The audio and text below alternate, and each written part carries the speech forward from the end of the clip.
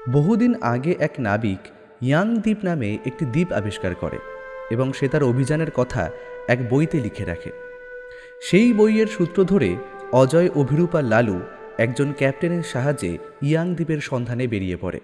ওরা যখন ইয়াং দ্বীপে গিয়ে পৌঁছবে, সামনে কি কি রোমাঞ্চকর পরিস্থিতি অপেক্ষা করবে এই অভিযাত্রীদের জন্য জানতে হলে শুনতে হবে লেখক সুকান্ত দাশের কলমে ক্যাপ্টেন অজয় সিরিজের গল্প ইয়াং দ্বীপের সন্ধানে। নমস্কার শ্রোতা বন্ধুরা, অন্ধকারের গল্পকথায় আপনাদের সকলকে স্বাগত। আজ আপনারা শুনবেন লেখক সুকান্ত দাশের কলমে ক্যাপ্টেন অজয় সিরিজের গল্প ইয়াং দ্বীপের সন্ধানে। গল্পের সূত্রধার ও গল্প পাঠে শুভ, অন্যান্য চরিত্রে রূপঙ্কর, পার্থ, সাগ্নিক, অভিযান, রৌনক এবং পিনাকি। শুরু হতে চলেছে আজকের গল্প ইয়াং দ্বীপের সন্ধানে।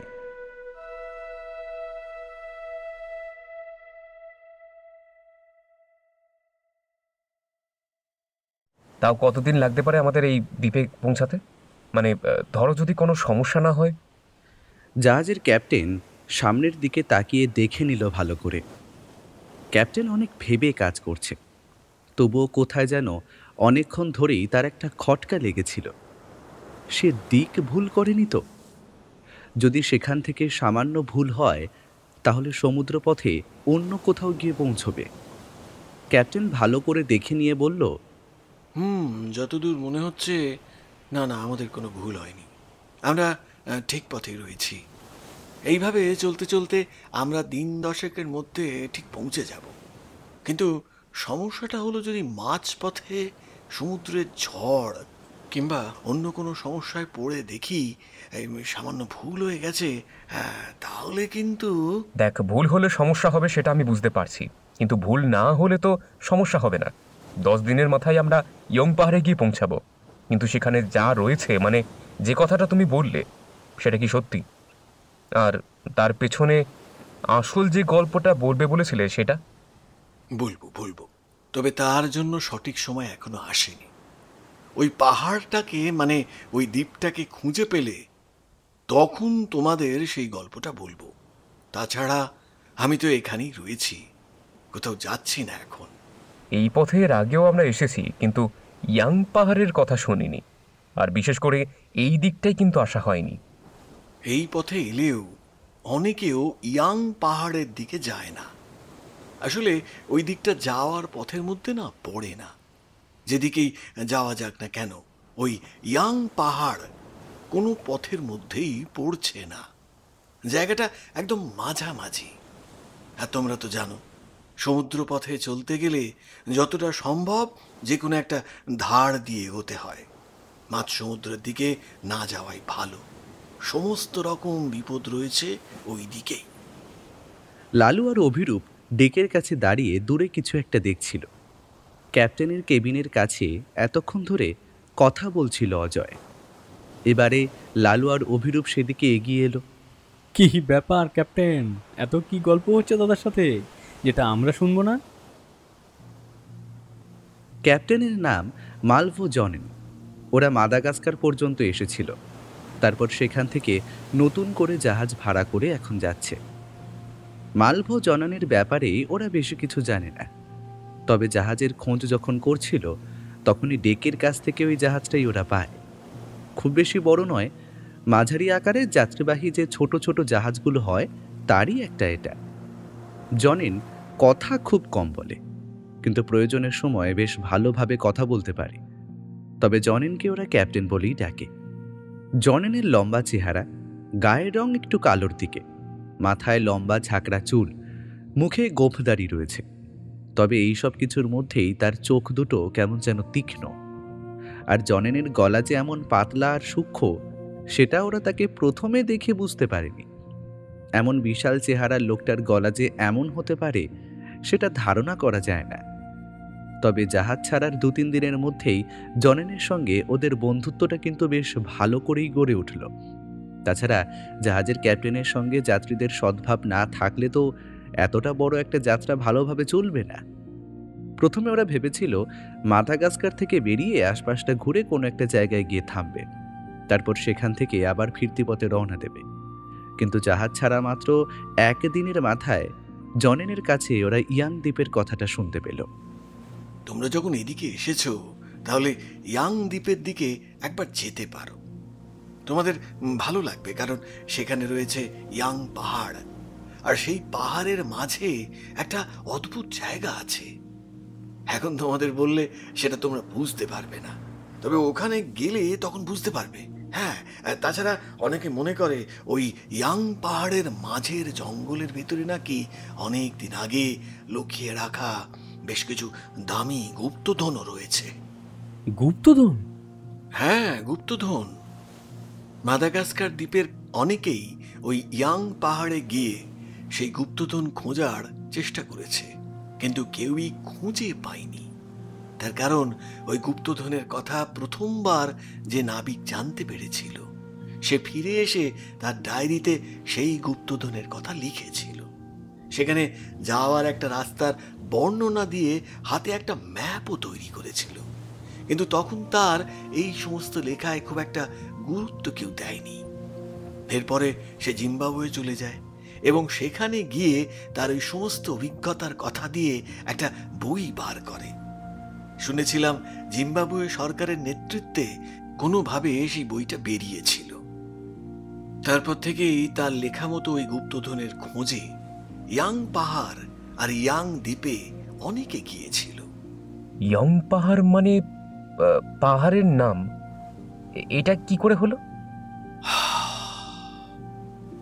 ওই দ্বীপের নাম আর পাহাড়ের নাম আসলে কেউ জানে না। ওইদিকে ওই নাবিকরা প্রথমবার গিয়েছিল, সে সময় তারা জিম্বাবুয়েতে থাকতো। তারপর মাদাগাস্কারে কাজের জন্য এসেছিল প্রায় কয়েক বছর। তার মধ্যেই ঘটনাটা ঘটে যায়। পরে জিম্বাবুয়ে ফিরে গিয়ে তার লেখাতে কেউ সেই দ্বীপ আর পাহাড়কে ইয়াং নাম দেয়। আসলে যে এই নামটি দিয়েছিল তার একটা পোষা টিয়া পাখি ছিল, সেই পাখিটার নামেই সে ওই দ্বীপের নাম দিয়েছিল। এ তো কলম্বাসের আমেরিকা মহাদেশ আবিষ্কারের মতো। ওই দ্বীপটা তার মানে ওই নাবিক প্রথম আবিষ্কার করেছিল? তার পেছনে আবার একটা অন্য গল্প সে বলেছিল। যখন ওই দ্বীপে গিয়ে পৌঁছেছিল, পাহাড়, জঙ্গল এবং আশেপাশের অনেক কিছু দেখে তার মনে হয়েছিল এই দ্বীপে আগে লোকজন থাকতো, কিন্তু সেটা অনেক প্রাচীন কাল। পাহাড়ের মধ্যে ছোট ছোট কয়েকটা গুহাও সে খুঁজে পেয়েছিল। সেই গুহার মধ্যে মানুষের থাকার চিহ্ন চোখে পড়েছিল তার। তার মানে এরপরে জিম্বাবুয়ের সরকার কিংবা মাদাগাস্কার থেকে অন্য কেউ দ্বীপে গিয়ে খোঁজ খবর করেছিল। জায়গাটা খুঁজে বার করাটা কিন্তু সহজ ব্যাপার নয়। তাছাড়া ওই ইয়াং পাহাড়ে পৌঁছে তারপর তার গুহার ভেতরে ঢুকে ওই নাবিক ওই দ্বীপে প্রায় 1 বছর কাটিয়েছিল। এই কথায় ওরা অবাক হয়েছিল, কিন্তু সেদিনের মতো গোটা ব্যাপারটা চাপা পড়ে গিয়েছিল সামান্য একটা সামুদ্রিক ঝড়ের জন্য। গভীর রাতে অজয়ের কি মনে হতে নিজের কেবিন ছেড়ে বাইরে বেরিয়ে এসে দেখল জাহাজের ডেকের কাছে চারপাশটা চাঁদের আলোয় ধকধক করছে। ডেকটা ছোট, শেষের দিকে ক্যাপ্টেনের কেবিন। ক্যাপ্টেনের কেবিনের দরজাটা বন্ধ। কাঁচের পাল্লার বাইরে থেকে চাঁদের আলোয় ক্যাপ্টেনকে দেখা যায়। একভাবে দাঁড়িয়ে স্টিয়ারিংয়ে হাত রেখে সামনের দিকে তাকিয়ে আছে। ইয়াং পাহাড়ের কথা বলার সময় অজয় লক্ষ্য করেছে ক্যাপ্টেনের চোখে মুখের ভাব কেমন যেন একটা পরিবর্তন হয়ে গিয়েছিল। কেন এমন হয়েছিল সেটা বুঝতে না পারলেও ইয়াং পাহাড়ের সাথে ক্যাপ্টেন জনেনের যে কিছু একটা সম্পর্ক আছে সেটা সে বেশ ভালোভাবে বুঝতে পেরেছিল। অজয়ের ঘুম আসছিল না। ডেকের কাছে দাঁড়িয়ে সমুদ্রের দিকে তাকিয়ে দেখছিল। সমুদ্র রাতের বেলা আর দিনের বেলার মধ্যে অনেক পার্থক্য রয়েছে। দিনের বেলা সূর্যের আলোয় ভালোভাবে সমস্ত কিছু দেখা যায় বলে অন্য কিছু মনে হয় না, তবে রাতের বেলা মনে হয় যেন সমুদ্রের মাঝে জাহাজটা আটকা পড়ে গেছে। সমুদ্রের পাড়ের চেয়ে গভীরের দিকে জল আরও বেশি শান্ত থাকে। তখন যেন মনে হয় জাহাজটা যেন এক জায়গায় চুপ করে দাঁড়িয়ে আছে। যাদের সমুদ্রে চলার অভিজ্ঞতা নেই তাদের এই সময় বড়ই বিরক্ত লাগবে। একটা খুট করে শব্দ শুনতেই অজয় দেখল ক্যাপ্টেনের ঘরের দরজাটা খুলে গিয়েছে। হাতের ইশারায় সে অজয়কে ডাকছে। কি ব্যাপার, এখনো ঘুমোওনি? ঘুম আসছে না, কেন জানি না, মনে হচ্ছে কিছু একটা হতে চলেছে। অদ্ভুত কিছু একটা যেন আমাদের জন্য অপেক্ষা করে আছে। আচ্ছা, তুমি এর আগে কখনো ওই ইয়ং পাহাড়ে গিয়েছিলে? ক্যাপ্টেন কিছুক্ষণ স্থির চোখে সামনের দিকে তাকিয়ে থাকলো। এখন স্টিয়ারিংয়ের কাজ খুব একটা নেই, জাহাজ নিজের মতোই চলছে। শুধু কম্পাস স্থির রেখে জাহাজের সামনের দিকে থাকা যন্ত্রপাতিদের দিকে চোখ রেখে দিকটা ঠিক রাখতে পারলেই হলো। জাহাজের যন্ত্রপাতিরাই এখন অর্ধেক কাজ করে, শুধু ঝড়ঝাপটায় পড়লে তখন নাবিকের অভিজ্ঞতা কাজে লাগে। ইয়াং পাহাড়ে আমি যে কখনো যাইনি সে কথা বলবো না, আবার যে সেখানে গিয়েছি সেটাও না সত্যি নয়। ব্যাপারটা বড় অদ্ভুত বলে মনে হলো না? মানে এমন একটা কথা, ওখানে গিয়েছিলে আবার যাওনি, দুটো একসঙ্গে কি করে সম্ভব? একবার একটা জাহাজ যাচ্ছিল ওই পথে, কয়েকদিনের মাথায় আমরা ওই ইয়াং পাহাড়ের কাছাকাছি একটা জায়গা দিয়ে যাচ্ছিলাম। এখানে আশেপাশে বেশ কিছু ডুবো পাহাড় রয়েছে। আমাদের নাবিক সতর্ক ছিল, কিন্তু তবুও কোথা থেকে যেন রাতের বেলা বিপদটা ঘটে গেল। একটা প্রচন্ড ধাক্কার সঙ্গে সঙ্গেই আমরা বুঝতে পারলাম আমাদের জাহাজটা একপাশে কাত হয়ে পড়েছে। মালবাহী জাহাজ, তাছাড়া লোকজন রয়েছে অনেক। জাহাজটা এমনভাবে ধাক্কা খাওয়ার সঙ্গে সঙ্গে আমরা তো সকলেই প্রায় ঘুম থেকে উঠে পড়েছি। নাবিক সঙ্গে সঙ্গে বিপদটা আমাদের জানালো। আসলে জাহাজের তেমন কোনো ক্ষতি হয়নি, কিন্তু জলের তলায় জাহাজটা ডুবো পাহাড়ে আটকে যায়। ইঞ্জিনটা সঙ্গে সঙ্গে বন্ধ করে দেওয়া হয়েছে বলে রক্ষে। আর একটু সামনের দিকে এগিয়ে গেলেই, হ্যাঁ মানে জাহাজকে এক পাশে সরিয়ে নিয়ে তারপরে পেছনের দিকে টানতে হবে, না হলে ডুবো পাহাড়টাকে সামান্য ঘুরে গিয়ে সামনের দিকে এগোতে হবে। সমস্ত পরিকল্পনা তৈরি। জাহাজের ইঞ্জিন একবার চালু করতে যাব, এমন সময় ঝড় উঠল। সে কি প্রচন্ড ঝড়! ঝড়ের দাপট এত বেশি যে আমরা ডেকের কাছে ভালোভাবে দাঁড়িয়ে থাকতে পারলাম না। ডেকের কাছে থাকা দুটো বড় বড় জলের ড্রাম সমুদ্রের জলে পড়ে গেল। আরো কিছু জিনিসপত্র ছিটকে গিয়েছিল, কিন্তু বিপদ বুঝতে পেরে নাবিক আর বেশ কয়েকজনের দল তাড়াতাড়ি করে ডেকের কাছে সমস্ত জিনিসপত্র এবং ওই ডেকে ছড়িয়ে থাকা লোকজনদের জাহাজের কেবিনের ভেতরে ঢুকতে বলল। আমিও কেবিনে গেলাম। ক্যাপ্টেনের কেবিনের ভেতরে আমি আর ক্যাপ্টেন আর তার সঙ্গে আরেকজন। সামনের দিকে তাকিয়ে সমুদ্রের জলে ঝড়ের যে তাণ্ডব দেখতে পেয়েছিলাম, তাতে বুকের ভেতর পর্যন্ত হিম হয়ে গিয়েছিল ভাই। হ্যাঁ, আমাদের ক্যাপ্টেন কিন্তু ছিল বেশ সাহসী। সে শক্ত হাতে স্টিয়ারিং ধরে রয়েছে আর বলছে, কোনো চিন্তা নেই, এই সামান্য ঝড় আমাদের জাহাজের কোনো ক্ষতি করতে পারবে না। অবশ্য যদি না ডুবো পাহাড়ের গায়ে জাহাজটা আরো বেশি বসে যায়, তাহলে কিন্তু পাহাড়ের পাথরের চাপে জাহাজে ফাটল ধরতে পারে। আমাদের জাহাজে আরো একজন ছিল, তার নামটা এখন মনে পড়ছে না। না না, মনে পড়ছে না। আর দ্বিতীয় যে ছিল সে কিন্তু বেশ ভয় পেয়েছিল। ক্যাপ্টেন, তুমি বুঝতে পারছো না, ঝড়ের তাণ্ডব দেখেছো? আমাদের জাহাজটা যেন বারবার হেলে পড়ছে। স্টিয়ারিং এইভাবে সামলে তো জাহাজটাকে সামলানো যাবে না। বোকার মতো কথা বলো না, এমন ঝড়ের মধ্যে জাহাজ চালানো যাবে না। তাছাড়া হাওয়ার আর ঢেউয়ের ধাক্কায় জাহাজ কোন দিকে গিয়ে পড়বে সেটাই তো বুঝতে পারবো না। দিক না হয় ঠিক রাখলাম, কিন্তু একটা কাজ করতে পারো, ডুবো পাহাড় রয়েছে বাঁদিকে, ওই সোজা ওই যে ওখানে একটা দ্বীপ মতো রয়েছে। ওই দ্বীপে একবার যদি জাহাজটাকে চালু করে দ্বীপের কাছ পর্যন্ত যাওয়া যায়, তাহলে বিপদ বুঝলে অন্তত ঝাঁপিয়ে পড়ে প্রাণে বাঁচা যাবে। লোকটার কথায় ক্যাপ্টেন বুঝতে পারলো সে মিথ্যে বলেনি।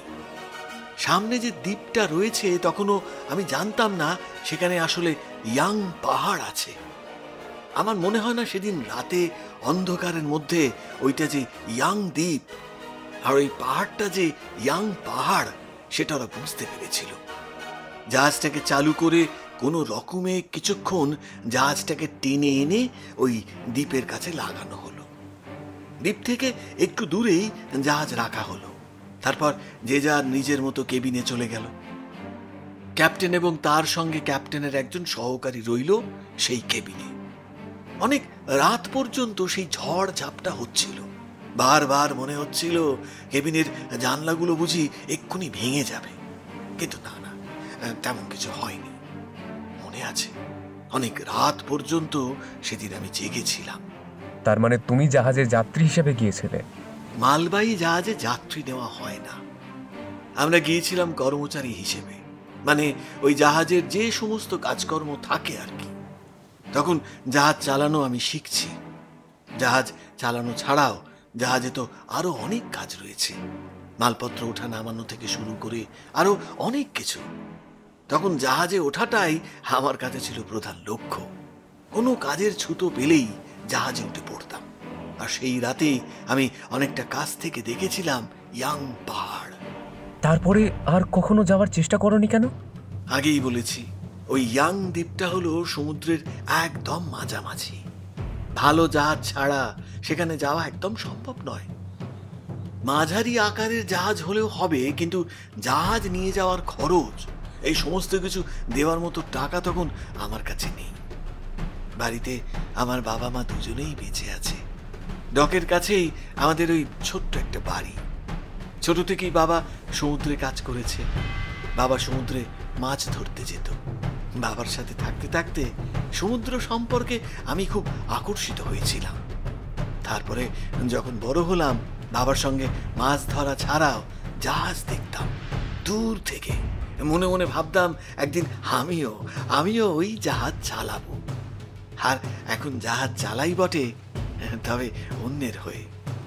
নিজের জাহাজ নিয়ে ইয়াং পাহাড় কিংবা ইয়াং দ্বীপ খুঁজে বার করব, সেটা কখনোই ভাবতে পারিনি। আর গুপ্তধন, যে গুপ্তধনের কথা তুমি বলছিলে? গুপ্তধনটা যে আসলে কি তা কিন্তু সেই নাবিক নিজেও বলতে পারেনি। তবে বেশ কিছু ছবি এবং বেশ কিছু চিহ্ন দেখে তার মনে হয়েছে ওই পাহাড়ের মাঝে জঙ্গলের মধ্যে কোথাও সেই গুপ্তধন রয়ে গেছে। সেই গুপ্তধনের খোঁজে আজ পর্যন্ত অনেকেই ইয়াং দ্বীপ বা ইয়াং পাহাড় খুঁজে বার করে চলেছে। আর যদি কেউ খুঁজে পেয়েও গিয়ে থাকে, তাহলে সে ব্যাপারে আমি কিন্তু সত্যি কিছু জানি না, কারণ সব দিক থেকেই তো ওই দ্বীপে পৌঁছানো যায়। তবে আমি শুনিনি কিছু তেমন। তার মানে আমরা যখন জাহাজ নিয়ে বের হই এবং আমরা বলেছিলাম আমাদের নির্দিষ্ট কোনো যাওয়ার জায়গা নেই, তখনই তুমি মনে মনে ওই ইয়াং পাহাড়ের কথা ভেবেছিলে? ক্যাপ্টেন এবার একটু হাসল। তার ফ্যাকাশে ও লম্বাটে মুখের হাসি দেখে অজয় নিজেও হেসে ফেলল। দেখো, মিথ্যে কথা বলবো না, আমি অপেক্ষা করতাম এমন কারো জাহাজ হাত দেব যে কোনো নির্দিষ্ট লক্ষ্য নিয়ে আসেনি। তাহলে তাদের নিয়েই আমি রওনা দেব পাহাড়ের উদ্দেশ্যে। তাই তোমরা যখন বললে তোমাদের কোথাও যাওয়ার ঠিক নেই, অথচ তোমরা ঘুরতে চাও, তখন মনে মনে স্থির করে ফেলেছিলাম ইয়াং পাহাড়ে আমায় যেতেই হবে, আর তোমাদেরও নিয়ে যাব সেখানে। কিন্তু সত্যি বলতে গুপ্তধন খোঁজার কোনো ইচ্ছে আমার নেই।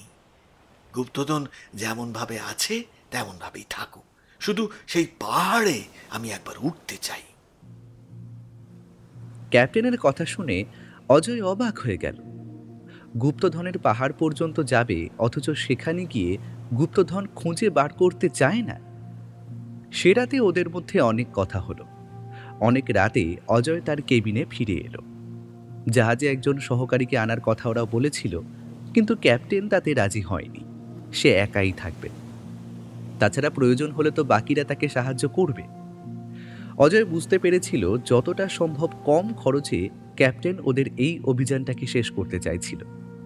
দেখতে দেখতে আরও 3টে দিন কেটে গেল। প্রায় 10 দিন হয়ে গেছে ওরা জাহাজে উঠেছে।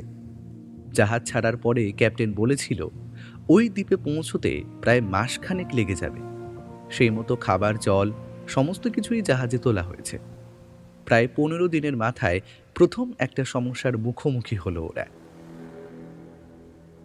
জাহাজটাকে উত্তরের দিকে প্রথম দেখা গিয়েছিল। ছোট জাহাজ হলেও বেশ শক্তপোক্ত এবং আধুনিক বলেই মনে হয়েছিল। জাহাজটা আরও কাছে এগিয়ে আসতেই দূরবীন চোখে লাগিয়ে চমকে উঠেছিল ক্যাপ্টেন। ক্যাপ্টেন ওদের উদ্দেশ্য করে বলেছিল, আমাদের আমাদের যত তাড়াতাড়ি সম্ভব না একপাশে সরে যেতে হবে। হ্যাঁ, মাঝ সমুদ্র দিয়ে গেলে যে এই বিপদটা হবে সেটা সেটা আমার আগেই ভাবা উচিত ছিল। বিপদ? কিসের বিপদ? আর ওই জাহাজটা কাদের?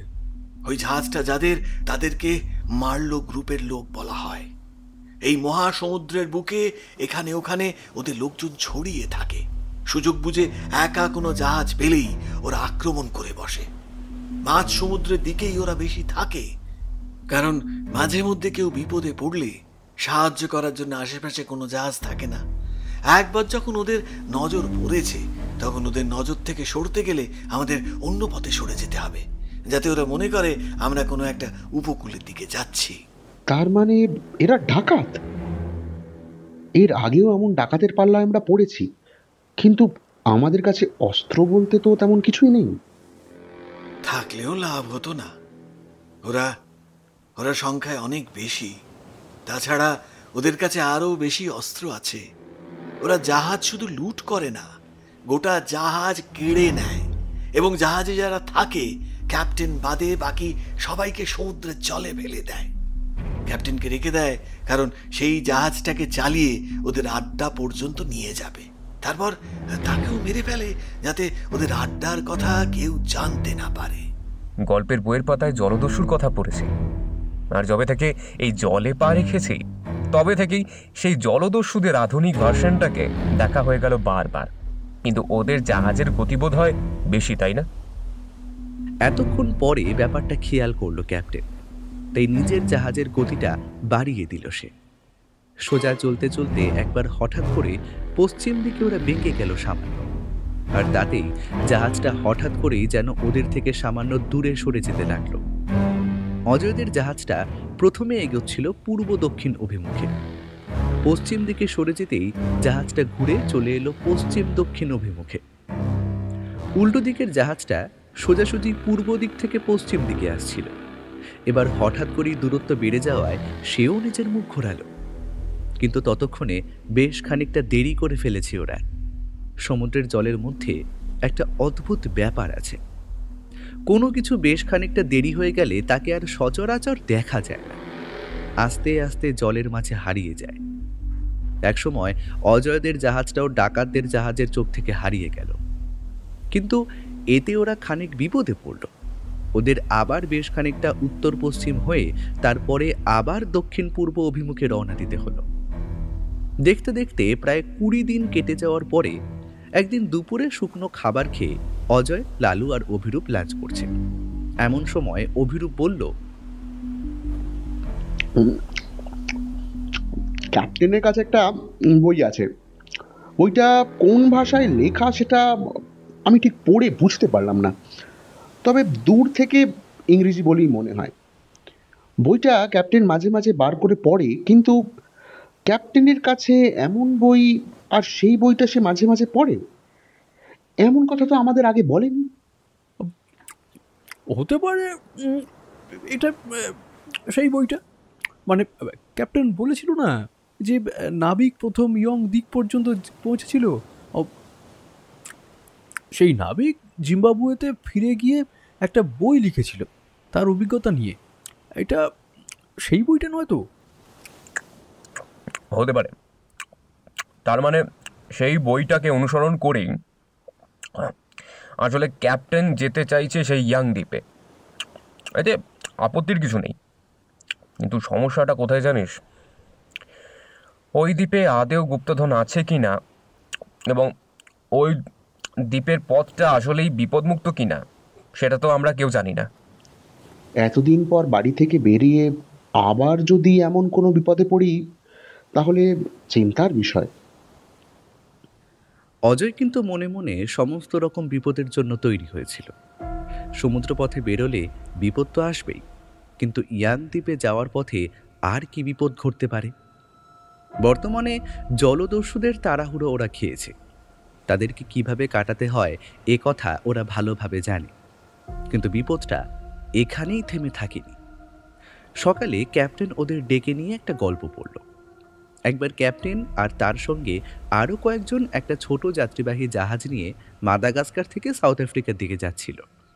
ঠিক তখনই একজন লোক জাহাজ থেকে সমুদ্রে পড়ে যায়, কিন্তু লোকটার পড়ে যাওয়ার প্রায় মিনিট 10 পরে সবার খেয়াল হয়, কিন্তু মাঝ সমুদ্রে ওইভাবে তো জাহাজ থামিয়ে জলে নামা সম্ভব নয়।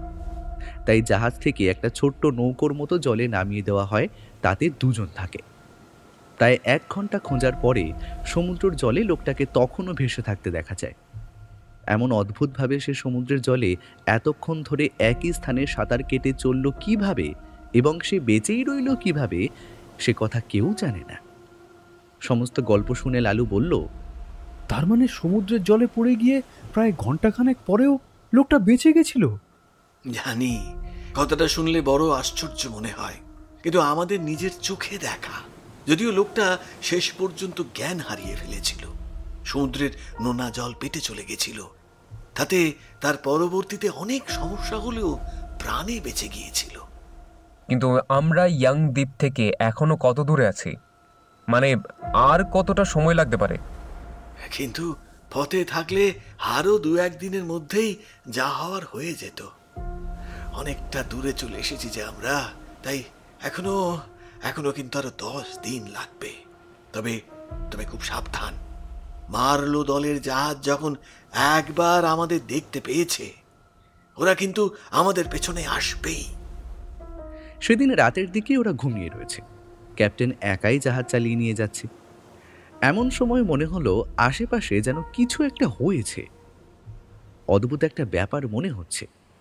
ক্যাপ্টেন সঙ্গে সঙ্গে চারিদিকে তাকিয়ে দেখল, কেবিনের দরজা খুলতেই ঠান্ডা হাওয়া এসে ঝাপটা দিল তার গায়ে। বাইরে তো কিছুই নেই, হঠাৎ করে যেন মনে হলো কি যেন একটা জাহাজের গায়ে ধাক্কা দিল। হ্যাঁ, আবার দরজাটা বন্ধ করে সে সামনের দিকে ঘুরতে যাবে, এমন সময় কথাটা তার মাথায় এলো, ডুবো পাহাড়। এই পথে ডুবো পাহাড় থাকতে পারে মাঝে মাঝে। সঙ্গে সঙ্গে জাহাজের ইঞ্জিনটা সে বন্ধ করে দিল। এরপর কেবিনের দরজা খুলে বাইরে বেরিয়ে আসে ডেকের কাছে। জাহাজটা থেমে যেতে অজয় নিজে থেকে উঠে আসে। এই কয়েকদিন রাতের বেলা ঘুমটা ভালোভাবে হচ্ছে না অজয়ের। জাহাজটা হঠাৎ করে থেমে যেতেই সে কেবিন থেকে উঠে এসেছিল। উপরে ক্যাপ্টেনকে ডেকের কাছে দেখতে পেয়ে কিছু একটা বলতে যাবে, তার আগে ব্যাপারটা চোখে পড়ে গেল অজয়ের। ক্যাপ্টেন ডেকের বাঁ দিকটায় ঝুঁকে নিচের দিকে তাকিয়ে দেখছে। ঠিক তখনই ডান দিকের ডেকের গা বেয়ে কালো মতো কি যেন একটা উপরে উঠে আসছে। কালো একটা ছায়া যেন দুটো হাতে ভর করে জাহাজটা ডেকের গা বেয়ে আস্তে আস্তে উঠে ডেকের একপাশে দাঁড়িয়ে অপেক্ষা করছে। চাঁদের অল্প আলোয় আশপাশটা ভালোভাবে দেখা গেলেও সেটা যে কি সেটা ভালোভাবে দেখা যায় না। মানুষ নাকি অন্য কিছু? অজয় মুহূর্তের মধ্যে কয়েকটা কথা ভেবে ফেলল। জাহাজের উপর পর্যন্ত লোকটা এলো কি করে? দড়ি বা অন্য কিছু ছাড়া তো আসতে পারবে না। কিন্তু দড়ি দিয়ে যদি আসে তাহলে এখন কি তার শব্দ শুনেই বাইরে বেরিয়েছে ক্যাপ্টেন?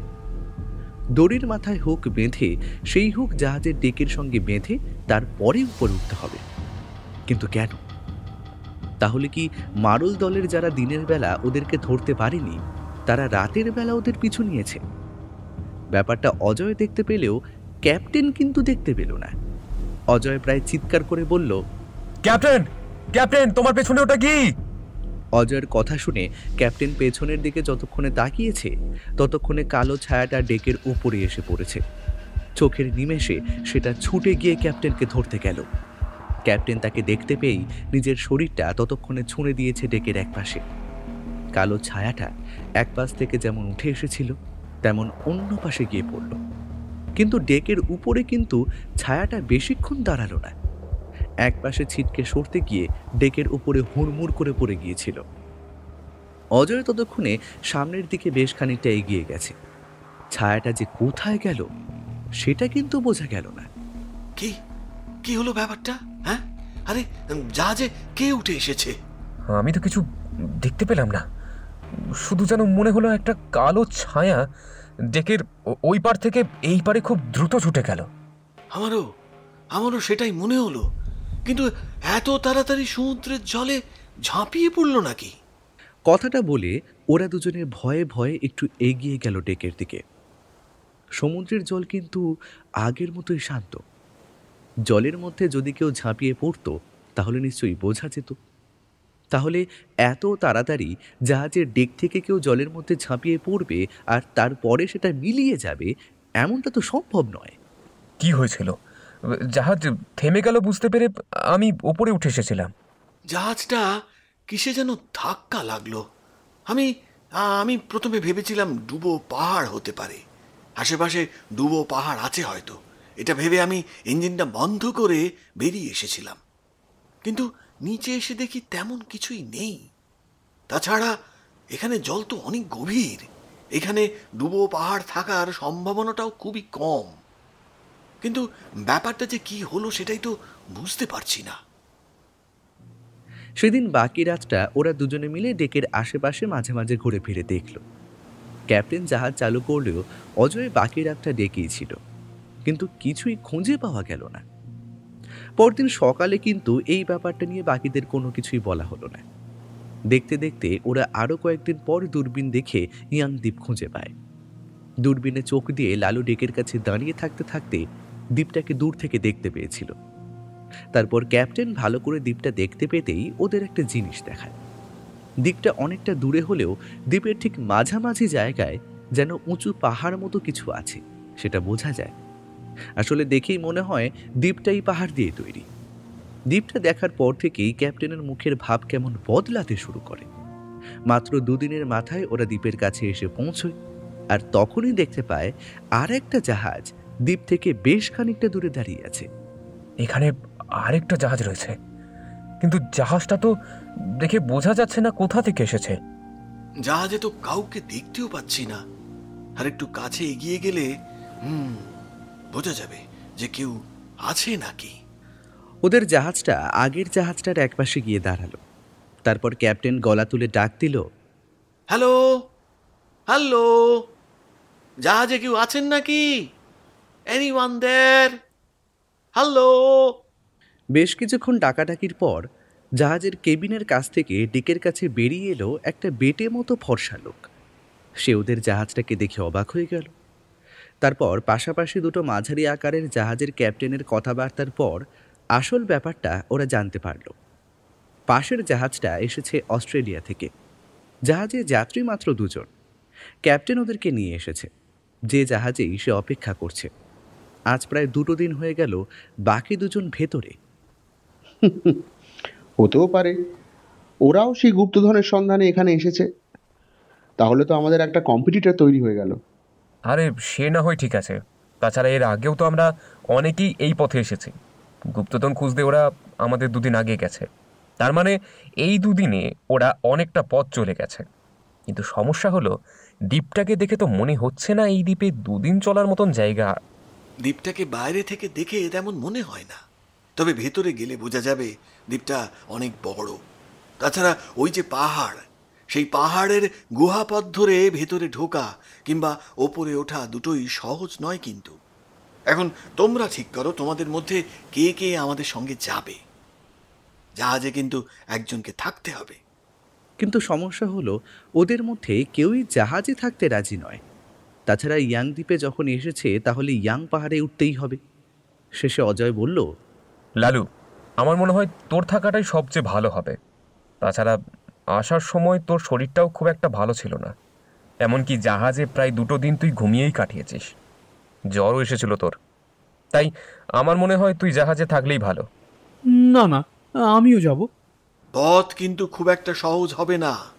প্রথমত এই দ্বীপে লোকজন কম আসে, তারপর ওই পাহাড় গুহা অনেক বছর ধরে অমনভাবে পড়ে আছে। সাপ খোপ কিংবা অন্যান্য বিপদ তো হতেই পারে।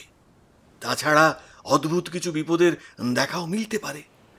কথাটা বলেই ক্যাপ্টেন অজয়ের দিকে তাকালো। অজয় প্রথমে ধরতে পারল না ক্যাপ্টেন কি বলতে চাইছে। তারপরে বুঝতে পারল আসলে কাল রাতের কথাই ক্যাপ্টেন বলতে চাইছে। জাহাজে কিন্তু লালুকেই থাকতে হলো, কারণ লালুর শরীর যে একটু খারাপ সেটা গোটা পথে ওরা 3 জনই বেশ ভালোভাবে বুঝতে পেরেছিল। ক্যাপ্টেন বারবার বলেছিল পথ কিন্তু দুর্গম হবে। প্রথমত গুহার মধ্যে দিয়ে পথ, তার উপর পাহাড়ের মাঝে ওভাবে উপরে ওঠা নিচে নামার ব্যাপারটা কিন্তু সহজ হবে না। কতদিন লাগবে সে কথা বলা যায় না। লালুকে সমস্ত কিছু বুঝিয়ে দিয়ে জাহাজের ইঞ্জিনের ঘর যাতে বন্ধ থাকে সেই ব্যবস্থা করে ওরা জাহাজ থেকে নামল। তার আগে অবশ্য পাশের জাহাজের ক্যাপ্টেনের সঙ্গে কথা বলে নিল। যতক্ষণ না ওদের জাহাজ ছেড়ে যাবে ততক্ষণ পর্যন্ত ওদের জাহাজের দিকে যেন সে নজর রাখে। সোজাসুজি পাড়ের কাছে ওরা নামতে পারল না। জাহাজে একটা ডিঙি নৌকো মতো রাখা ছিল। ওই নৌকোগুলো বেশ শক্তপোক্ত, ছোট হলেও চট করে ভাঙবে না। সেই নৌকোয় করে ওরা তিনজন এগিয়ে গিয়ে নামলো ইয়াং দ্বীপের বুকে। তারপর শুরু হলো পথ চলা। নৌকোটাকে দ্বীপের বাইরের দিকে এক জায়গায় ভারী পাথর চাপিয়ে রেখে ওরা উপরের দিকে উঠে গেল। জমিতে সত্যি শক্ত মাটির চিহ্ন মাত্র নেই। এখানে ওখানে যেটুকু ছোট ছোট গাছ জন্মে আছে সেগুলো খুব বেশি বড় নয়। সামনের দিকে মাথা উঁচু করে পাঁচিলের মতো দাঁড়িয়ে আছে একটা পাহাড়। দ্বীপে এসে নামতেই কিন্তু ক্যাপ্টেনের চোখের মধ্যে একটা অদ্ভুত পরিবর্তন হয়েছিল। সামনে এগোতে এগোতে সে বলল, সামনে যে পথটা আছে ওই পথটা দিয়ে আমরা এগিয়ে যাব। সেই নাবিকের লেখার সমস্তটা আমি খুব ভালো করে পড়েছি। এই পথে সে গিয়েছিল, পাহাড়টাকে বাঁ হাতে রেখে তার ঢাল বেয়ে অনেকটা এগিয়ে যাওয়ার পরে ওই ওই উত্তরের দিকে একটা রাস্তা রয়েছে। আমাদের আগে এখানে যারা এসেছে নিশ্চয়ই তারাও ওই পথেই গেছে। ওই বইটা না পড়লে তো আর তারা এখানে আসতো না। তাতে কি আছে? গুপ্তধন যেখানে আছে সেই জায়গা পর্যন্ত পৌঁছানো নিয়ে তো আমাদের কথা। তাছাড়া ক্যাপ্টেন তো নিজেই বলেছে গুপ্তধন সম্পর্কে তার তেমন কোনো আগ্রহ নেই। তোমরা ঠিকই বলেছ, গুপ্তধন সম্পর্কে আমার কিন্তু কোনো আগ্রহ নেই। তবে যদি খুঁজতে খুঁজতে সেটা কোনোভাবে খুঁজে বার করা যায় তাতেও আমার কিন্তু কোনো আপত্তি নেই।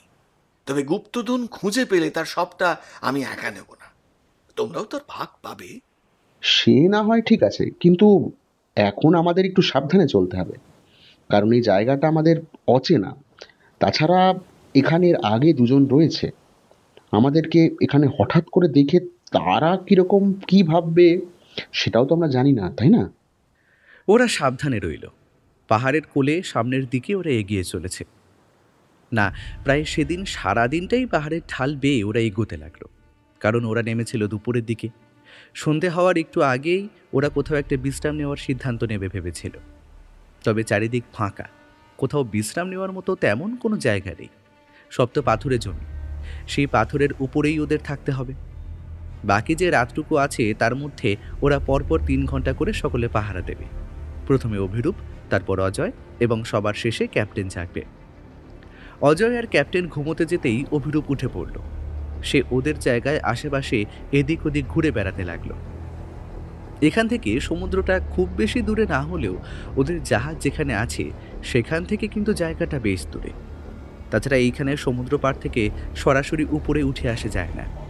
ওরা যেই পথে এসেছে সেই পথটা এখন থেকে একটু ঢালু হয়ে উপরের দিকে উঠে গেছে। অভিরূপ ঢালু পথ বেয়ে আরও খানিকটা সামনের দিকে গেল। বুঝতে পারলো পাহাড়টা যেন গোল মতো হয়ে গোটা দ্বীপটার মাঝামাঝি ঘিরে রয়েছে। চলে আসতে যাবে এমন সময় ঘর ঘর শব্দ শুনে কি মনে হতে সে পাহাড়ের উপরের দিকে তাকালো। তখনই দেখতে পেল পাহাড়ের উপরের দিক থেকে একটা বড় সড়ো পাথরের মতো কিছু গড়াতে গড়াতে নিচের দিকে নেমে আসছে। চমকে উঠল অভিরূপ। অন্ধকার নামার আগে সে দেখতে পেয়েছিল ওরা যেখানে আশ্রয় নিয়েছে তার সোজাসুজি সামনের দিকেই পাহাড়টা কেমন ঢালু, আর তার মাঝখান দিয়ে খানিকটা নিচু হয়ে একটা পথ নেমে এসেছে নিচের দিকে। তবে সেই পথে সোজাসুজিভাবে উপরে উঠে যাওয়া যায় না। কোনো সময় হয়তো ভেতর থেকে জলের কোনো একটা ঝর্ণা নিচের দিকে নেমে আসতো, তাই জায়গাটা তেমন। এখন মনে হলো সেখান থেকে নেমে আসবে পাথরটা। সর্বনাশ! ওরা দুজনেই তো ঘুমোচ্ছে। যদি কোনোভাবে ওদের গায়ে পাথরটা গিয়ে পড়ে তাহলে আমায় এক্ষুনি ওদের কাছে যেতে হবে। অন্যমনস্কভাবে হাঁটতে হাঁটতে বেশ খানিকটা দূরে এসে পড়েছিল অভিরূপ। তার কাছ থেকে অজয় আর ক্যাপ্টেনের জায়গাটা বেশ খানিকটা দূরে। অভিরূপ পাথরের জমির মধ্যে চাঁদের আলোয় আধো অন্ধকারে ছুটতে লাগলো সামনের দিকে, আর চিৎকার করে ডাকতে লাগলো, অজয়, ক্যাপ্টেন, সাবধান! পাহাড়ের ওপর থেকে পাথর নিচে নামছে। চিৎকার করতে করতেই অভিরূপ প্রায় ওরা যেখানে ছিল সেখানে চলে এসেছিল। অভিরূপের চিৎকারে ওদের ঘুম ভেঙে গিয়েছিল, আর ঘুম ভাঙতেই ওরা দেখতে পেল পাহাড়ের একদম নিচের প্রান্তে পাথরটা নেমে এসেছে নিচের দিকে, আর তীব্র গতিতে গড়িয়ে গড়িয়ে ওদের দিকেই আসছে। ঘুমটা সবে ভেঙেছিল, তবুও মুহূর্তের মধ্যে অজয় আর ক্যাপ্টেন দুপাশে সরে গেল, আর একটু আগে ওরা যেখানে শুয়েছিল ঠিক সেই জায়গার উপর দিয়ে পাথরটা গড়াতে গড়াতে নেমে চলে গেল জলের দিকে। ধপ করে একটা শব্দের সঙ্গে সঙ্গে রাতের নিস্তব্ধতাটুকু যেন মুহূর্তের জন্য খান খান হয়ে গেল। তারপর যেন মনে হলো পাহাড়ের উপর কে একটা দাঁড়িয়ে রয়েছে, সে তাকিয়ে আছে ওদের দিকে। অজয় সঙ্গে সঙ্গে ক্যাপ্টেনকে হাতের ইশারায় ওপরে তাকাতে বলল। এতক্ষণে অভিরূপও উপরের দিকে তাকিয়েছে, কিন্তু না, তখন আর সেখানে কেউই নেই। কি হয়েছে? ওপরে কি ছিল? না, কিছু না। আমার মনের ভুল হয়তো। যেন মনে হলো পাহাড়ের উপরের ওখানটায় কেউ দাঁড়িয়েছিল।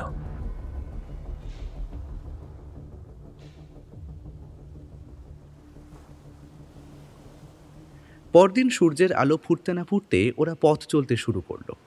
কিছুক্ষণের মধ্যেই সেই গুহা পথটা খুঁজে পাওয়া গেল। ক্যাপ্টেন তার সঙ্গে বইটা নিয়ে এসেছিল।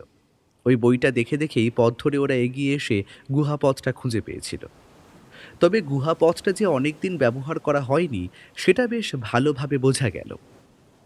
গুহা পথের মুখের কাছে বেশ কিছু গাছ জন্মেছে। শক্ত পাথরের মাঝে যে মাটিতে গাছ কোথা থেকে জন্মালো সেটা ওদের মাথায় ঢুকলো না। গুহার বাইরের দিকের মুখটায় কেমন যেন শ্যাওলা জমে রয়েছে, ভেতরটা ঠান্ডা। এতদিন ধরে পথটা বন্ধ হয়ে আছে, মানে লোকজন তো চলাচল করছে না। ব্যাপারটা কি হলো? গুহার ভেতরে ঢোকাটা ঠিক হবে কি? এই গুহার ভেতরে না ঢুকলে ভেতরে ঢোকার মতো কিন্তু আর কোনো রাস্তা নেই। সামনে এগিয়ে গেলে আরেকটা গুহা আছে। সেই একই ব্যাপার। গুহা ছাড়া পাহাড়ের ওপরে উঠে তারপর ভেতরে পৌঁছানো মানুষের কাছে তো অসাধ্য ব্যাপার। আমরা একটা কাজ করি, মশাল জ্বালিয়ে নিই। মশাল জ্বালিয়ে তারপর মশালের আলোতে গুহার ভেতরে ঢুকি। গুহার ভেতরে কি থাকতে পারে তা তো আমাদের জানা নেই। আর কেন জানি না মনে হচ্ছে এই ইয়াং পাহাড় আর ইয়াং পাহাড়ের আশেপাশে অদ্ভুত কিছু ব্যাপার রয়েছে। মশাল জ্বালানো হলো। প্রথমে ক্যাপ্টেন, তারপর অভিরূপ এবং সবার শেষে অজয় গুহাপথ ধরে বেশ খানিকটা ওপরের দিকে উঠে এলো। গুহার দুপাশে এবং ওপরের দিকটায় শ্যাওলা জমেছে। যে পথ ধরে ওরা হাঁটছে সেখানে শ্যাওলা থাকলেও খুব বেশি পিচ্ছিল নয়। এই দুই পাশের দেওয়াল ধরে ধরে ওরা যে এগিয়ে যাবে সেটা সম্ভব নয়। কোনো রকমে পায়ের উপর ভর করে ওদের উঠে আসতে হচ্ছে। গুহাটা প্রথমে খানিকটা উপরের দিকে উঠেছে, তারপর নিচের দিকে নামতে শুরু করেছে।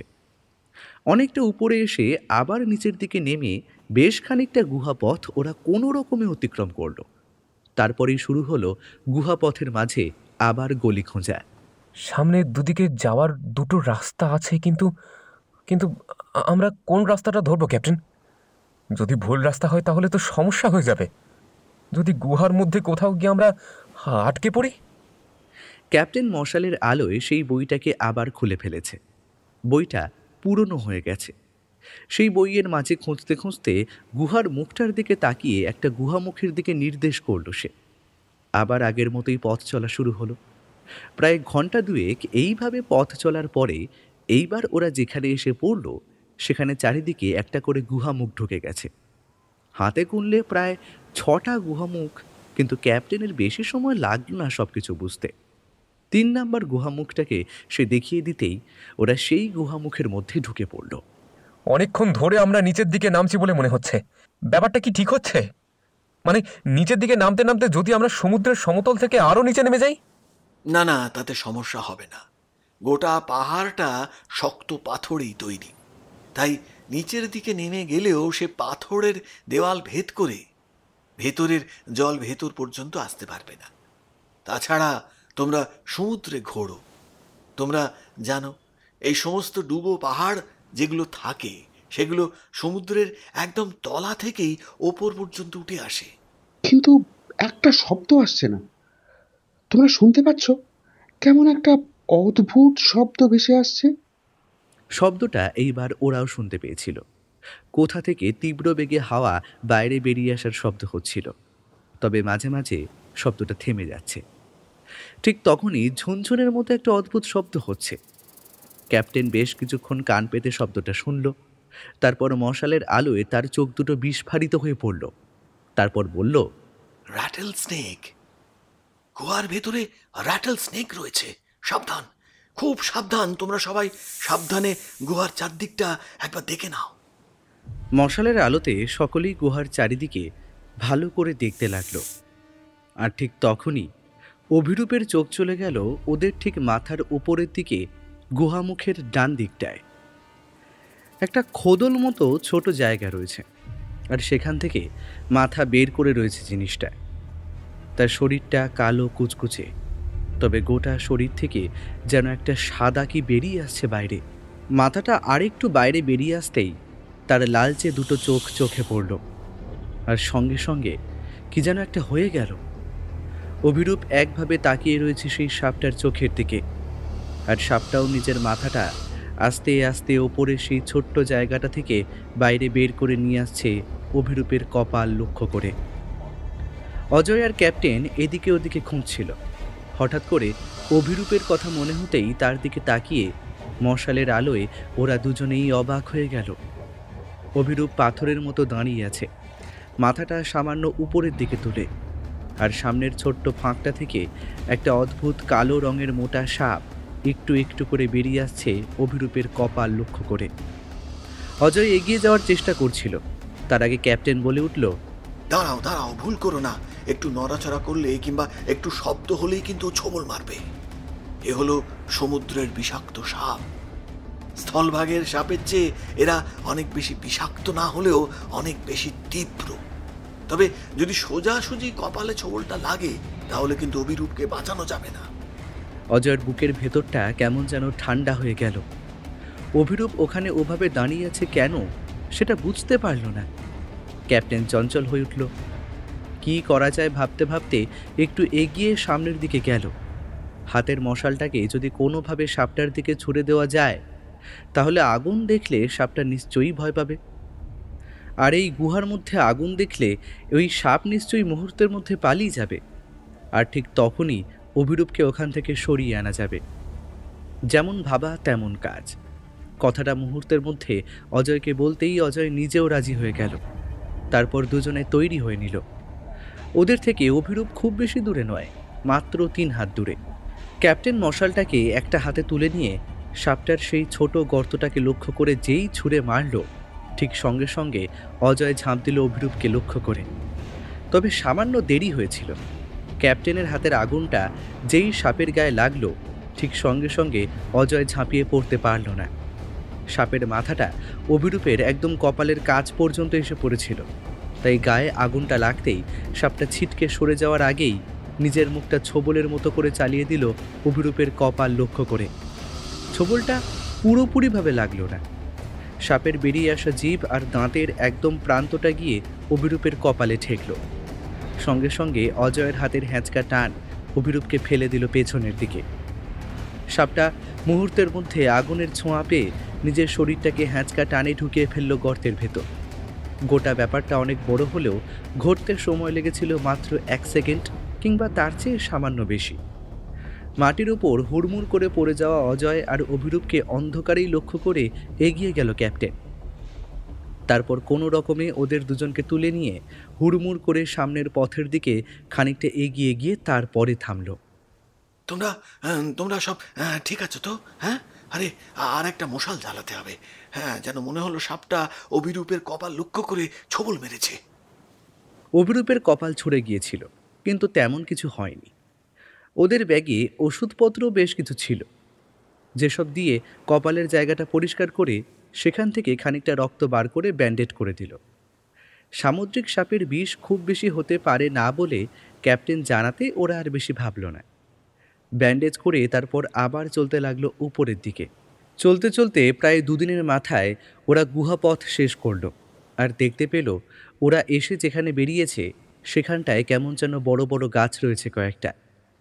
তবে গাছগুলো কোনোটাই আর জীবিত নয়, মৃত। গাছ মারা গেলে যেমন লালচে হয়ে যায়, ঠিক তেমন তাদের গায়ে কোনো পাতা নেই। ডাল আর গুড়ি নিয়ে গাছগুলো দাঁড়িয়ে রয়েছে। তার মধ্যেই 2টো গাছের তলায় 2জন লোক যেন জ্ঞান হারিয়ে গাছের গায়ে হেলান দিয়ে পড়ে আছে। ওখানে 2টো লোক পড়ে আছে না?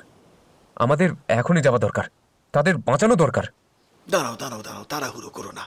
ভালো করে দেখো, লোক দুটো অজ্ঞান হয়ে রয়েছে, কিন্তু তার তো কোনো কারণ আছে। কোথাও কিছু নেই, তাহলে লোক দুটো অজ্ঞান হলো কেন? একটা অদ্ভুত গন্ধ, মনে হচ্ছে মাথাটা মাথাটা কেমন যেন ঝিমঝিম করছে। আমাদের আমাদের এক্ষুনি আবার এই গুহার ভেতরে ঢুকতে হবে। বাইরে বের হলেই মনে হচ্ছে কোনো একটা সমস্যা হতে পারে। ওরা আবার গুহার ভেতরে গিয়ে ঢুকলো। গুহার ভেতরে কিন্তু সেই গন্ধটা নেই। বাইরে সত্যিই কেমন একটা তীব্র মিষ্টি গন্ধ ছড়িয়ে রয়েছে।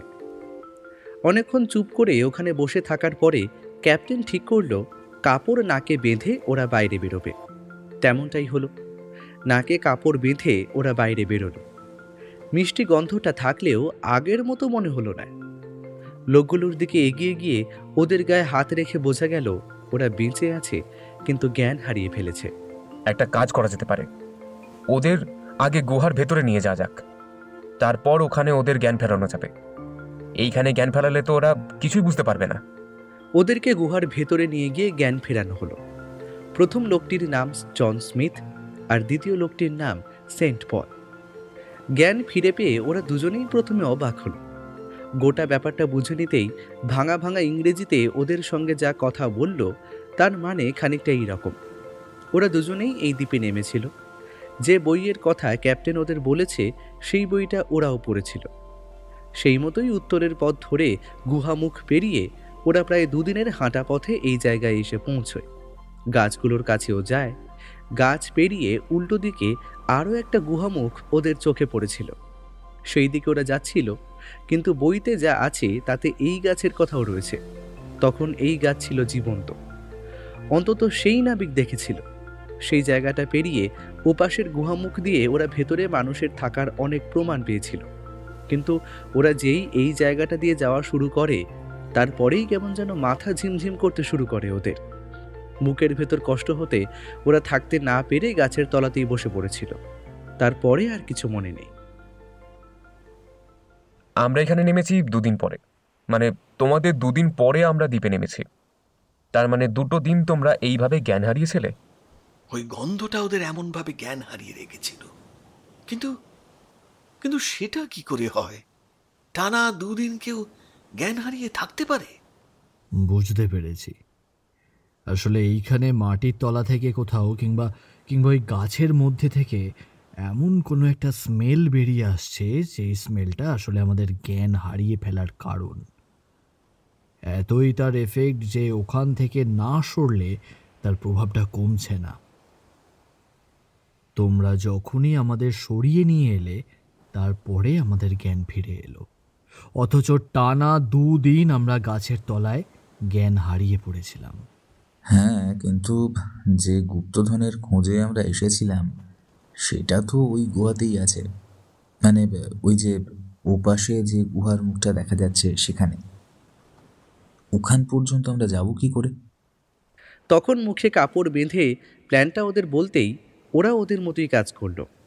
তারপর 5 জন মিলে মুখে কাপড় বেঁধে সেই জঙ্গল মতো জায়গাটা পেরিয়ে ওই পাশে যে গুহামুখ রয়েছে সেদিকে এগিয়ে যেতে লাগলো। জায়গাটা বেশ বড়। পথ চলতে চলতে ওদের কেমন যেন মনে হচ্ছিল পায়ের তলায় শক্ত পাথুরে মাটি নয়, কেমন যেন নরম মাটি রয়েছে। গোটা দ্বীপের সমস্ত কিছুই যেন অদ্ভুত। ওরা সেদিন প্রায় গোটা দিনটা হাঁটতে হাঁটতে গাছের কঙ্কালের মতো জায়গাটা পেরিয়ে ওপাশে গুহামুখের কাছাকাছি চলে গেল। আরও খানিকটা এগোতে এবার ক্যাপ্টেনের চোখ চলে গেল পাহাড়ের উপরের দিকে। ঠিক তখনই মনে হলো পাহাড়ের ওপরে গুহামুখ থেকে সোজাসুজি উপরের দিকে কে যেন দাঁড়িয়ে আছে। উপর থেকে দাঁড়িয়ে সে নিচের দিকেই তাকিয়ে দেখছে। ক্যাপ্টেন কাউকে কিছু বলল না। সে ভালো করে লক্ষ্য করতে লাগলো। ততক্ষণে বিকেল হতে শুরু করেছে। বিকেলের পরন্ত আলোয় লোকটাকে সে একবারের জন্য দেখল। তারপরেই লোকটা কোথায় যেন মিলিয়ে গেল। অন্ধকারে নামতেই কিন্তু ওরা আর সামনে গেল না। বলা যায় না অন্ধকারের মধ্যে কোথায় কি বিপদ লুকিয়ে থাকতে পারে। তাছাড়া গুহার মধ্যে অন্ধকারে ঢোকাও ঠিক হবে না। মুখে কাপড় বেঁধে ওদের এখন আর কষ্ট হচ্ছিল না, কারণ গাছগুলো এই জায়গাটার মাঝামাঝিতে ছিল। সে গাছের জায়গাটা ওরা প্রায় পেরিয়ে চলে এসেছে। এখনও অনেকটা পথ বাকি, তবে গাছগুলো এখানে নেই, তাই মিষ্টি সেই গন্ধটাও কম। আবার আগের মতো পালা করে ওরা 3 জন ঘুমোলো, 2 জন জেগে রইল। ভোর হতেই হাঁটতে হাঁটতে ওরা গুহামুখের কাছে এসে পৌঁছলো। এখানে যখন এসে পড়েছি তখন ভেতরে ঢুকে গুপ্তধন আমরা ঠিকই খুঁজে বের করতে পারবো। কিন্তু জন, একটা সমস্যা আছে। গুপ্তধন যে আসলে কি সেটা কিন্তু আমরা ভালোভাবে জানি না। গুপ্তধন কি এখানে সত্যিই আছে এমন কথা কিন্তু আমরা জানি না। লোকটা যা ভেবেছিল তাই লিখে গেছে, এবং তার কথাতেই এত বছর ধরে এই ইয়াং দ্বীপে অনেকেই গুপ্তধন খোঁজার চেষ্টা করেছে। গুপ্তধন এখানে আছে, কিন্তু সেই গুপ্তধন এখন আর কাজে লাগবে কিনা তা তো বলা যায় না। ক্যাপ্টেনের এমন কথায় ওরা চারজনই অবাক হয়ে তার দিকে তাকালো। তারপরে গুহার ভেতরে ঢুকলো ওরা। এইবার কিন্তু পথ সমতল, যেন পাথর কেটে কেটে কেউ সমতল পথ তৈরি করেছে। সেই পথ ধরে ওরা পশ্চিম দিক থেকে রওনা হলো দক্ষিণ দিকে, এবং মশালের আলোতে গুহামুখের গায়ে প্রাচীন যুগের মানুষদের হাতের বিভিন্ন কাজের চিহ্নও দেখা গেল। কয়লা কিংবা ওই জাতীয় কালো কিছু দিয়ে দেওয়ালে ছবি আঁকা হয়েছে। মাঝে মাঝে পাথর খুঁড়ে খুঁড়ে বিভিন্ন ছবি, বিভিন্ন চিহ্ন আঁকা হয়েছে। এখানে ওখানে ছোট ছোট পাথরের গায়ে কেটে কেটে ঘরের মতো তৈরি করা। সেখানে যে মানুষের বসবাস ছিল তেমন অনেক কিছুর চিহ্নই রয়েছে। দেখতে দেখতে অবাক হয়ে গেল অজয়। বলল, এখানে প্রাচীনকালে মানুষ বসবাস করতো বলে মনে হচ্ছে, কিন্তু দ্বীপে মানে সমুদ্রের মাঝখানে এমন একটা দ্বীপে প্রাচীনকালে মানুষ এলো কি করে? সেটা না হয় আলাদা কথা, কিন্তু যদি তারা এখানে এসে থাকে তাহলে তারা গেল কোথায়? দেখে তো মনে হচ্ছে একজন দুজন নয়, বেশ কয়েকজন এখানে থাকতো। যে বইয়ের কথা তোমাদের বলেছিলাম সেই বইয়ে আরো একটা কথা লেখা আছে। ওই নাবিক মনে করত প্রাচীনকালে সমুদ্র পথে আশ্চর্য কোনো উপায়ে একদল মানুষ এই দ্বীপে এসে পড়েছিল। তারা এই দ্বীপটাকে নিজের ঘর বানিয়ে ফেলেছিল। ওখানে তারা থাকতো, তবে তারা কি খেত সেই ব্যাপারে সে কোনো সন্ধান দিতে পারেনি, কারণ যে গাছ সে দেখেছিল সে গাছে কোনো ফল ছিল না। সমুদ্রের মাছ তারা খেতে পারে কিংবা অন্য কোনো উপায়ে তারা তাদের খাদ্য গ্রহণ করত। হ্যাঁ, এটাও হতে পারে। ঠিক তখনই ওদের মশালের আলোটা কেমন যেন ধকধক করে উঠল। ওরা দেখতে পেল সোজা পথের একদম শেষ প্রান্তে কালো ছায়া মতো কে যেন দাঁড়িয়ে আছে। জন বলে উঠল, হু আর ইউ? অপর প্রান্ত থেকে কিন্তু কোনো কথা শোনা গেল না। মশালটা ক্যাপ্টেন তুলে ধরতেই এক অদ্ভুত ব্যাপার দেখতে পেল ওরা। একটা লোক, চেহারাটা বেশ বড়, শরীরটা সামান্য নিচের দিকে ঝুঁকিয়ে রেখেছে। তার গোটা শরীরে কেমন কালচে রঙের লোমের মতো বড় বড় কিছু রয়েছে, তাতেই তার গোটা শরীর ঢেকে আছে। এমনকি তার চোখ দুটো সেই লোমের মধ্যে প্রায় অর্ধেকটা ঢাকা পড়ে গেছে। এক মুহূর্তের জন্য তাকে দেখা গেল, তারপরে সে কোথায় যেন মিলিয়ে গেল। সে চলে যেতে ক্যাপ্টেন ছুটতে লাগলো সামনের দিকে। তার পেছনে জন, পল, অজয় এবং অভিরূপ চারজনে হাঁটছে। কিন্তু ছুটতে ছুটতে ক্যাপ্টেন একদিকে বাঁক নিল, সেদিকে একটা পথ চলে গেছে। আবার অন্যদিকে একভাবে ছুটতে ছুটতে ওরা গুহাপথের মধ্যে যে কোথায় যাচ্ছিল ওরা তা নিজেরাও জানে না। অনেকক্ষণ ধরে ছোটার পরে একটা বড় জায়গাতে ওরা এসে পৌঁছলো। যেন এই পাহাড়ের মধ্যেই কোনো একটা জায়গা বড় করে কেটে সেই জায়গাটা তৈরি করা হয়েছে। সেখানে একপাশে পড়ে রয়েছে বেশ কয়েকটা কঙ্কালের মতো দেহ। কঙ্কালের মতো বলার কারণ তাদের শরীরগুলো এখন আর আগের মতো নেই, ভেঙে চুরে ছড়িয়ে ছিটিয়ে রয়েছে। কোথাও কোথাও যেন তাদের কঙ্কালগুলো বুড়ো হয়ে গেছে। কিন্তু যেই লোকটা ওদের এখানে নিয়ে এলো সেই লোকটা গেল কোথায়? আশ্চর্য, যেন মনে হচ্ছিল আমরা কারোর পেছন পেছন ছুটে আসছি, কিন্তু লোকটা গেল কোথায়? এখান থেকে তো বাইরে যাওয়ার অন্য কোনো রাস্তা নেই। ক্যাপ্টেন, তুমি কি কিছু দেখলে? ক্যাপ্টেন কথার উত্তর দিল না, মুখ বন্ধ করে রইল। হঠাৎ করে তার একটা কথা মনে পড়ে গেছে। জাহাজে ডেকে রাতের বেলা হঠাৎ করে উঠে আসা সেই কালো ছায়া মতো লোকটাকে পেছনের দিকে তাকিয়ে একবারের জন্য সে দেখতে পেয়েছিল। আধ বোঝা চোখে সে তাকিয়েছিল ক্যাপ্টেনের দিকে। ততক্ষণে পলের চোখ চলে গেছে ঘরের এক পাশে। সেখানে এক জায়গায় পাথর দিয়ে একটা ছোট বাক্সের মতো বানানো হয়েছে। সে বাক্সের উপরের ঢাকনাটা অর্ধেকটা খোলা রয়েছে। পল এগিয়ে গেল সেই দিকে। তার পেছনে অজয় এগিয়ে গিয়ে পাথরের ঢাকনাটা আর একটু পেছনের দিকে সরিয়ে দিতে ওরা দেখতে পেল সেই বাক্সের মধ্যে জমা করা রয়েছে পাথর, তবে অতি সাধারণ কোনো পাথর নয়। ছোট ছোট নানান রঙের ও নানান আকারের পাথরের সঙ্গে সেই বাক্সের মধ্যে পাথরের গায়ে রয়েছে কয়েকটা মুক্ত। তার আলোতে ঘরের ভেতরটা কেমন যেন ভরে উঠছে মাঝে মাঝে। জন হাত ঢুকিয়ে একটা মুক্ত হাতে নিল, তারপরে বলল, তার মানে এই হলো এখানকার লোকেদের জমিয়ে রেখে যাওয়া সেই গুপ্তধন। কিন্তু এই জায়গাটা এতদিন কেউ খুঁজে পেল না কেন? এটা এটা খুঁজে পাওয়া তো সহজ। জায়গাটা খোঁজাটা মোটেই এতটা সহজ ছিল না। এখান থেকে বেরোবার সময় আমরা সেটা বুঝতে পারবো। এই গোটা পাহাড়ের তলায় রয়েছে গুহা, এবং সেই গুহার মধ্যে রয়েছে হাজার হাজার রাস্তা। সেই রাস্তা ধরে এইখানে আসা একদম সহজ ব্যাপার নয়।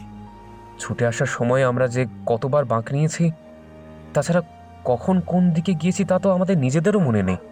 সেই লোকটা যদি আমাদের এখানে না নিয়ে আসতো তাহলে আমরা এখানে আসতেই পারতাম না। But where is he? লোকটা গেল কোথায়? এখান থেকে তো আর বাইরে যাওয়ার জন্য অন্য কোনো রাস্তা নেই। তাহলে পাথরগুলো নেওয়া সম্ভব হলো না, তাই পাথরগুলো সেখানে রেখে ওরা মুক্তগুলো খুঁজে বার করলো। মোট 10টা ছোট ছোট আকারের মুক্ত পাওয়া গেল। জন আর পল দুজনেই কিন্তু এক বাক্যে রাজি হয়ে গেল গুপ্তধন ভাগ করার কথায়। 10টা মুক্ত ওরা 5 জনে ভাগ করে নিল। ক্যাপ্টেন নিতে রাজি হয়নি, কিন্তু জন আর পলের বারবার বলায় ক্যাপ্টেন মুক্ত দুটো হাতে নিল। তার চোখে সামান্য জল এসে পড়ে। এই মুক্ত দুটো বিক্রি করে আমি নিজের একটা জাহাজ কিনব। তখন সেই জাহাজ নিয়ে সমুদ্রে পাড়ি দেব। অজানা অচেনা দ্বীপগুলো আমি ঘুরে ঘুরে দেখব, আর আমার কোনো চিন্তা থাকবে না। গুহাটা থেকে ওরা বাইরে বেরিয়ে এসেছে এমন সময় একটা কাণ্ড ঘটে গেল। গুহার ভেতরে হঠাৎ করে হুড়হুড় শব্দ শুনতে পেয়ে ওরা ছিটকে এলো খানিকটা। ঠিক তখনই গুহার মুখটা বড় বড় কয়েকটা পাথর যেন বন্ধ হয়ে গেল। এতগুলো কঙ্কাল এখানে রয়েছে, লোকগুলো বোধহয় এখানেই মরেছে। আচ্ছা, তাদের কঙ্কালগুলোকে পুড়িয়ে দিলে ভালো হতো না? সেটা আমি করেই দিয়ে এসেছি। আসার সময় তাদের গায়ে একটা তেল ঢেলেছি। সেই তেল থাকলে চট করে আগুন জ্বলে যায়। আর তারপরে আসার আগে দেশলাই কাঠি জ্বালিয়ে ছুঁড়ে দিয়েছে। তার মানে লোকটা ইচ্ছে করে আমাদের এখানে নিয়ে এসেছিল, যাতে কঙ্কালগুলো অন্তত আগুন পায়। তাহলে কি এগুলো সেই প্রাচীনকালের কঙ্কাল? মানে আজ থেকে অনেক অনেক বছর আগে যারা এখানে থাকতো তাদের? তাহলে এই কঙ্কালগুলোর ঐতিহাসিক দাম তো অনেক বেশি ছিল। তোমরা যা করেছো ঠিকই করেছো। শুধু শুধু এই কঙ্কালগুলো যে কোনো দেশের সরকারের হাতে পড়লে তারা ওটাকে নিয়ে বিভিন্ন ধরনের পরীক্ষা নিরীক্ষা করতো, ওগুলোকে বাক্সে ভরে রেখে দিত। সেইগুলো আমার একদমই পছন্দ নয়। ঠিক আমার বাড়ির কাছে একটা মিউজিয়াম আছে, সেখানে একটা কঙ্কাল শোকেসে সবসময় থাকে। যতবারই সেখানে যাই ততবারই মনে হয় কঙ্কালটা যারই হোক না কেন, মৃত্যুর পরেও তার আত্মা কখনো শান্তি পাবে না। ওহ গড! অজয় আর অভিরূপ বুঝতে পারছিল এবারে অভিযানে যাদেরকে সঙ্গে পেয়েছে তারা প্রত্যেকেই বেশ ভালো মনের মানুষ, কিন্তু গুহা থেকে বেরিয়ে আসতে ওদের সময় লেগেছিল 4 দিন। প্রায় বিধ্বস্ত অবস্থায় যখন ওরা বাইরে বেরিয়ে আসে তখন একটা অবাক করা ব্যাপার ওরা দেখতে পেয়েছিল। যে গাছগুলো শুকিয়ে গিয়েছিল সে গাছের গায়ে নতুন করে আবার পাতা গজাতে শুরু করেছিল। সে মিষ্টি গন্ধটা সেখানে ছিল। ওরা হেঁটে ফিরে এসেছিল দ্বিতীয় গুহামুখটার কাছে।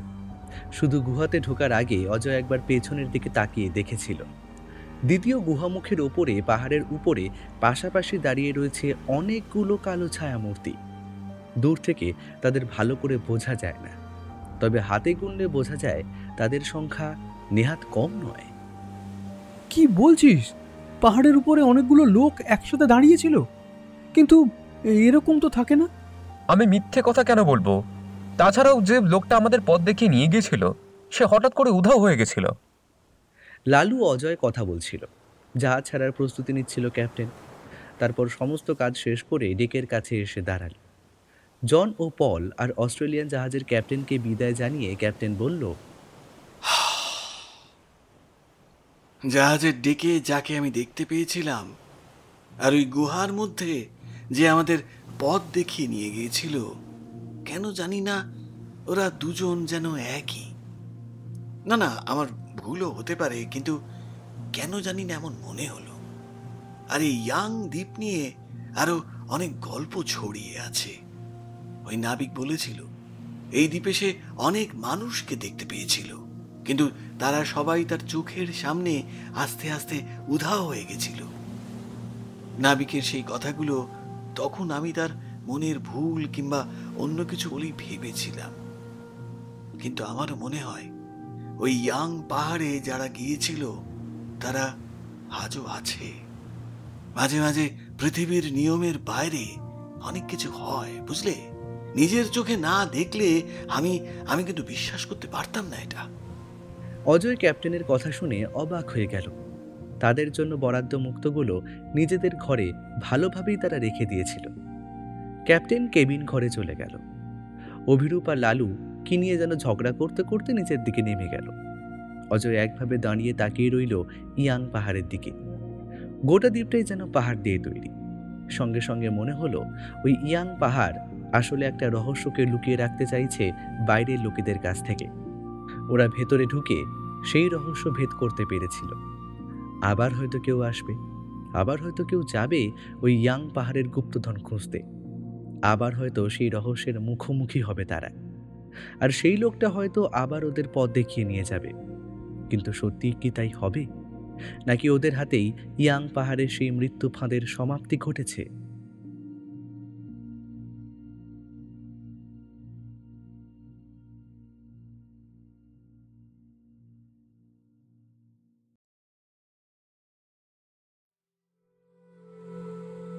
শুনছিলেন লেখক সুকান্ত দাশের কলমে ইয়াং দ্বীপের সন্ধানে। সম্পাদনা, ডিরেকশন এবং ভিডিওর ভিজুয়াল এফেক্টসে প্রায়ণ গোস্বামী। শব্দ পরিকল্পনা, মিশ্রণ এবং আবহ সৃষ্টিতে সাউন্ডস্কেপ। পোস্টার ডিজাইনে কভারম্যান অভিব্রত। কেমন লাগলো আজকের গল্পটি? ভালো লাগলে অবশ্যই আমাদের সাবস্ক্রাইব করে আমাদের সাথে থাকুন এবং লাইক ও কমেন্টের মাধ্যমে আপনার মতামত জানান। এরকম গল্প যদি আরও শুনতে চান তাহলে প্লিজ আমাদের কমেন্টের মাধ্যমে জানান। দেখা হবে নতুন কোনো গল্পে। ততক্ষণের জন্য শুভরাত্রি। ভালো থাকবেন এবং সকলকে ভালো রাখবেন।